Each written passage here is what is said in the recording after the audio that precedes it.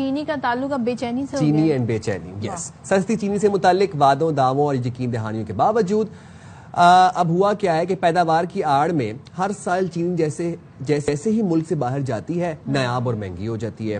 اس بار بھی صورتحال کچھ مختلف نہیں تھی اور 30 جون 2025 کو ختم ہونے والے مالی سال میں 7.5 لاکھ ٹن چینی برآمد کی گئی اور اس کے بعد مقامی مارکیٹ میں صارفین کے لیے چینی کے دام بڑھنے کا سلسلہ شروع ہو گیا. اچھا، اب کچھ شہروں کی اگر ہم بات کر لیں تو وہاں پر تو چینی 200 روپے کلو میں مل رہی ہے. ان حالات میں وفاقی کابینہ نے پھر کیا کیا، انہوں نے 5 لاکھ ٹن چینی درآمد کرنے کا فیصلہ کیا اور وزارت غذائی تحفظ کا کہنا ہے کہ چینی کی قیمتوں میں توازن برقرار رکھنے کے لیے ہم نے یہ قدم اٹھایا ہے. اچھا، ماضی میں ہم نے اسی طریقے سے دیکھا ہے، ماضی میں یہ ہوتا رہا کہ چینی کی مصنوعی قلت پیدا کی گئی، قومی خزانے پر بوجھ ڈالا جاتا رہا اور موجودہ حکومت نے اب کیا کیا ہے کہ چینی برآمد کرنے کا فیصلہ اس وقت کیا تھا جب چینی وافر مقدار میں موجود تھی. تو یہ فیصلے ہیں، یہ کن بنیاد پر ہو رہا ہے؟ اب قیمتوں میں استحکام کے لیے چینی کو درآمد کیا جا رہا ہے. سو یہ بڑا ایک عجیب سا سائیکل چل رہا ہے. سو اصل میں ویسے لاہور اور دیگر شہروں میں چینی کے دام کیا ہیں، ذرا اس پہ بات کر لیتے ہیں کیونکہ مٹھاس جو ہے یہ کڑواہٹ میں اب بدلتی جا رہی ہے. سو لاہور سے ہمارے ساتھ سدرا قیاس ہے اور کوئٹہ سے ہمارے ساتھ موجود ہیں عطیہ.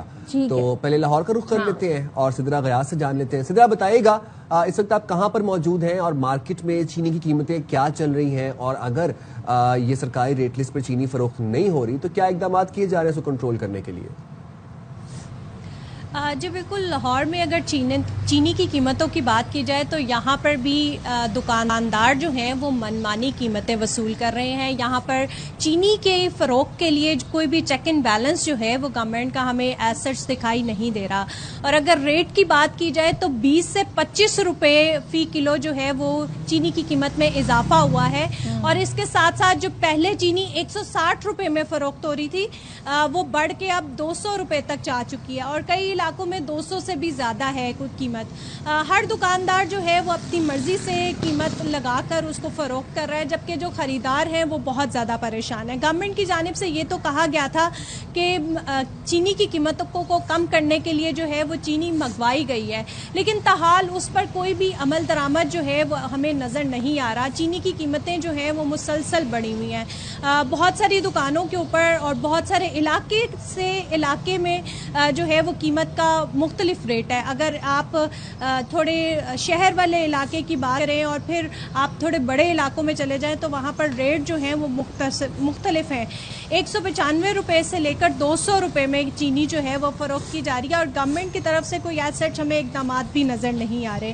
حالانکہ اس کے لیے جو ہے وہ چینی باہر سے بھی منگوائی گئی تھی تاکہ چینی کی قیمتوں میں استحکام لایا جا سکے لیکن ابھی تک ایز سچ پنجاب گورنمنٹ کی جانب سے کوئی چیزیں ایسی نظر نہیں آئی جن میں ان دکانداروں کے خلاف ایکشن لیا گیا ہو جو چینی جو ہے وہ اپنی قیمت مرضی کی فروخت کر رہے ہیں.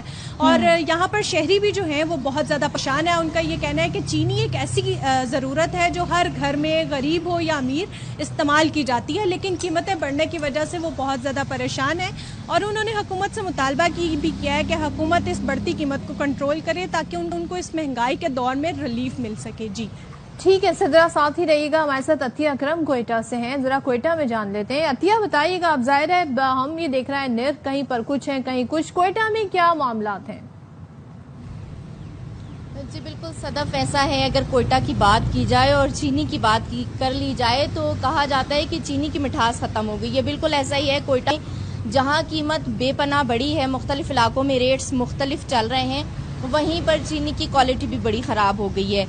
مٹھیاری چینی کے نام پر جو ہے وہ چینی فروخت کی جا رہی ہے اور منافع خور ذخیرہ اندوز جو ہیں وہ بڑے ایکٹیو ہوئے ہیں. مٹھیاری چینی کے بجائے جو ہے وہ شکرکندی کی اور چقندر کی چینی جو ہے وہ مارکیٹ میں آئی ہوئی ہے جو بالکل پھیکی ہے. اور ریٹ کی اگر بات کر لی جائے تو اب سے 3 یا 4 ماہ پہلے اگر ہم جائیں تو 130 سے 135 روپے میں فروخت ہونے والی چینی کی قیمت 165 ہوئی. 165 کے بعد جو ہے وہ 185 روپے فی کلو ہو گئی اور 185 روپے فی کلو کے بعد اب جو ہے وہ اگر ہم ریٹیل پرائس کی بات کر لیں تو وہ 195 روپے فی کلو ہے. اور اگر مختلف علاقوں کی بات کریں تو ذخیرہ اندوز اور منافع خور اس وقت بڑے ایکٹیو ہیں.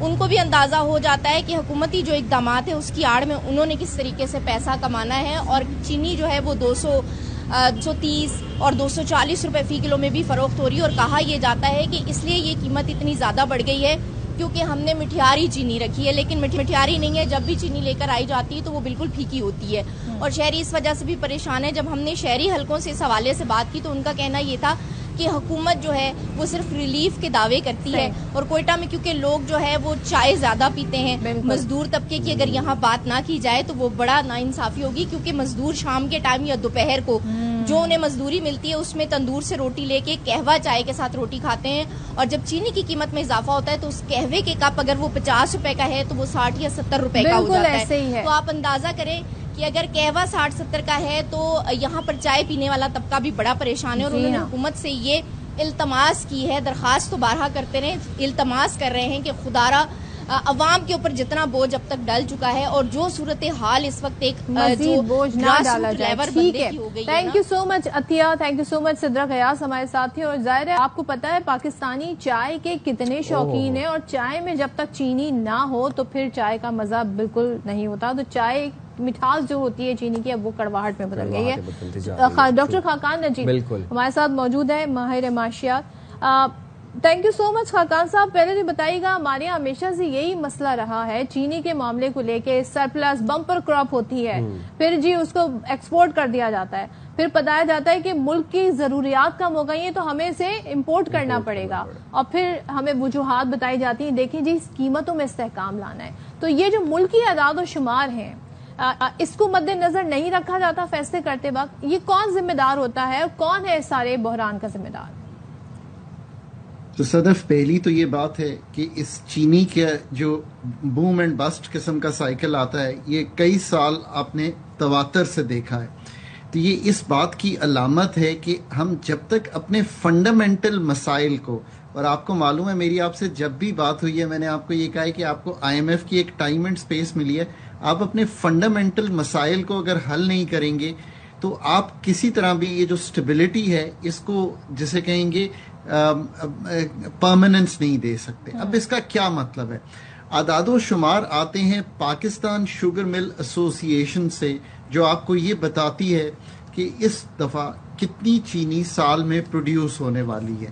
اب جب چینی ایکسپورٹ ہوتی ہے تو اس وقت ابھی ملز بند نہیں ہوئی ہوتی، پر اعداد و شمار یہ کہہ رہے ہوتے ہیں کہ ایک سرپلس ہوگی، ایک کیری فارورڈ سٹاک بھی ہوگا لاسٹ ایئر سے، اور اس دفعہ بھی یہی ہوا۔ سو پہلی تو بات یہ ہے کہ فنڈامنٹلی آپ اعداد و شمار کو کیسے ٹھیک کریں گے، that's the first question to ask. The second question to ask is کہ اس کی اجازت دینا باہر بھیجنا اور اس کو منگوانا باہر سے، اس کام سے حکومت کو نکل جانا چاہیے۔ چینی کی پرائس سٹیبلائز کر جائے گی somewhere on the international price.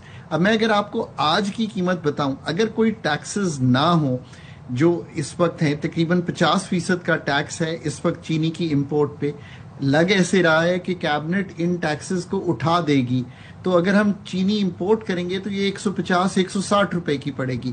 یہ اگر back of the envelope calculations کو میں دیکھوں، کہنے کا یہ مقصد ہے کہ ہمیں اس کام سے حکومت کو نکالنا ہے۔ ایک ہم نے اعداد و شمار کی بات کی، یعنی کہ ڈی ریگولیٹ کرنا ہے چینی کو۔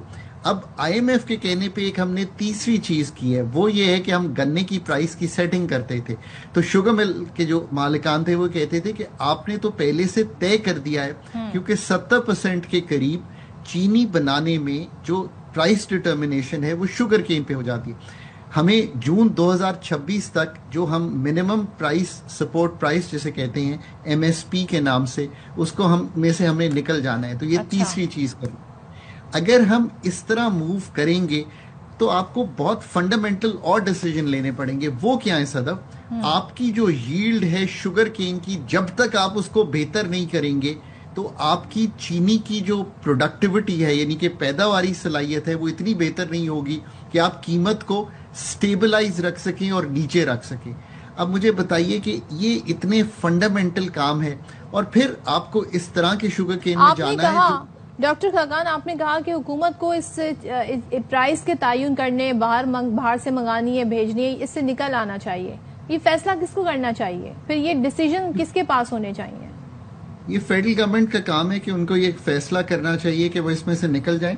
جیسے کہ آج سے بہت عرصہ پہلے، میں آپ کو مثال دیتا ہوں، میں ہمیشہ جب بھی آپ سے گفتگو کرتا ہوں نا، I don't quote you other countries but I quote Pakistan, एक राइस कॉरपोरेशन हुआ करती थी, हम ये राइस के काम को भी इसी तरह चलाते थे, फिर हुकूमत ने अपने आप को विड्रॉ कर लिया उस काम से। आपने कभी मुल्क में राइस की शॉर्टफॉल सुनी है? पिछले साल $3.5 अरब की राइस बाहर भेजी थी। किसी ने ये कहा कि कीमतें लोकली बढ़ गई हैं? बिकॉज आप मार्केट फोर्सेस को चलने दे रहे हैं। हुकूमत को इतनी इंटरवेंशन करनी चाहिए कि कभी कोई बहुत ज्यादा एबरेशन आ जाए। चीनी हाई सीज पे अवेलेबल होती है, इसको समझें। इसका मतलब ये है कि हाई सीज पे जहाज चीनी के घूम रहे हैं, अगर कभी शॉर्टफॉल थोड़ी आ जाती है और प्राइवेट सेक्टर उतनी इंपोर्ट नहीं करता तो हुकूमत जाके खुद इंपोर्ट कर ले। उसमें भी टीसीपी को अब हम इन्वॉल्व कर रहे हैं। मैं बार बार कहता हूं कि ये हुकूमती अदारे जिनसे हम ये इंटरवेंशंस कराते हैं, इनका कोई role in the modern economy नहीं रह गया। हम इसीलिए बार बार IMF के दर पे जाते हैं कि हम अपने फंडामेंटल्स को ठीक नहीं कर पाते। इस पॉलिसी साजी को बनाने के लिए एक ऐसा पर्चा रिसर्च वाला होना चाहिए। मैंने तो कुछ खद्दो खाल रखे हैं ना, इसको आप जब तक अमली जामा यानी कि एक फ्रेमवर्क नहीं बनाएंगे कि अगले 2 से 3 साल में किस तरह हुकूमत डीरेगुलेट करेगी, किस तरह जो मार्केट फोर्सेस हैं वो कीमतों का तायुन डिमांड एंड सप्लाई पे करेंगी, और किस तरह अगर शॉर्टफॉल्स होंगी तो प्राइवेट सेक्टर ही इसको इंपोर्ट कर लेगा। अब अच्छा, ये है वो मैकेनिज्म। मैं आपको एक बड़ा अवामी सवाल आपसे करना चाहता हूँ, अवाम के जज्बात की नुमाइंदगी करते हुए। जब ये चीनी की हम एक्सपोर्ट करते हैं तो उस टाइम पे हमने देखा कि इस दफ़ा यकीन दहानी करवाई गई चीनी के ताजरों से कि कीमतें नहीं बढ़ेंगी, चीनी की असरअंदाज बिल्कुल नहीं होंगी चीनी की कीमतें। अच्छा, फिर हम देखते हैं कि रमजान से 2 दिन पहले तक चीनी 127 रुपए किलो थी और विद इन 2 डेज क्या हुआ, रातों रात चीनी एकदम से प्राइसेस 180 पर पहुंच गई, उससे ऊपर पहुंच गई। अब हम देख रहे हैं 200 पर है। पहली बात तो आप मुझे ये बताएं कि जिस बंदे की तनख्वाह 35,000 है, 40,000 है, वो अशिया जरूरिया के अंदर इस तरह की एक्स्ट्रा वगैंट जो फर्क पड़ रहा है 100 रुपए 200 रुपए पर केजी, वो बर्दाश्त कर सकता है। दूसरी बात, हम देखते हैं कि हर दौरे हुकूमत में बड़े बड़े दावे होते हैं, बहुत बड़े बड़े, चाहे वो PTI का दौर हो, चाहे PMLN का हो। जो लोग जिम्मेदार हैं इस चीज़ के, क्या वो इतने मोतबर हैं या वो इतने पावरफुल हैं कि उनसे कोई जवाब नहीं ले सकता, उनको गिरफ्त नहीं लाया जा सकता? तो देखिए, पहली बात ये कि जब भी चीनी एक्सपोर्ट होती है ना, उसकी वजह क्या है एक्सपोर्ट करने की, कि एक ग्लट है मार्केट में, यानी कि चीनी की सप्लाई ज्यादा है। ये एक आदादो शुमार पेश किए जाते हैं और फिर ये कहा जाता है कि इसकी वजह से प्राइस जो है वो सबड्यूड है, यानी कि प्राइस नीची है। और इस प्राइस को बढ़ाने के लिए, अपनी कॉस्ट ऑफ प्रोडक्शन को मीट करने के लिए हम चीनी एक्सपोर्ट करें। अगर मुझे सही तरह याद है तो जब चीनी का पहला एक्सपोर्ट ऑर्डर पाकिस्तान ने किया तो उसमें यही कहा गया कि इसकी कीमत 140 रुपए तक जाने दी जाएगी ताकि जो कॉस्ट ऑफ प्रोडक्शन है वो उसको मीट किया जा सके और जो मिलों की नुकसानात हैं उनको पूरे किए जा सके। बट बदतदरीज ये पता चला कि वो आदादो शुमार जो बता रहे थे प्रोडक्शन, उससे प्रोडक्शन कम आती है और फिर एक चीनी की एक जिसे कहेंगे ग्लट जो है वो तब्दील हो जाता है इनटू अ शॉर्टफॉल पोजीशन और आज हम यहाँ खड़े। देखिए, ये जो आपकी बात है price stability, that is the most important part that you have spoken. इस सारी चीज में हम किसी की मतलब ठीक है, जो कम कमाने वाले हैं वो भी उतनी ही चीनी इस्तेमाल करते हैं, जो ज्यादा कमाने वाले हैं वो भी करते हैं, बाकी शायद ज्यादा कमाने जिम्मेदारों का तायुन करना इज नॉट इम्पोर्टेंट इनफ।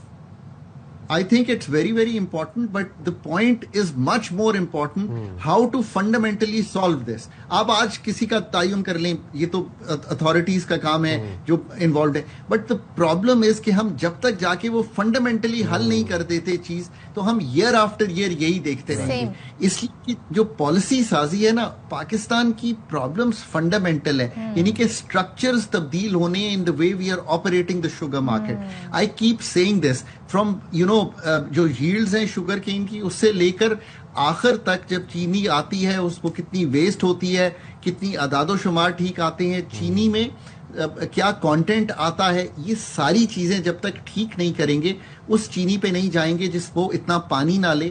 मैं फिर बार बार कहता हूं कि ये एक बहुत ही रिसर्च फ्रेमवर्क है। Sir, just give me 1 second.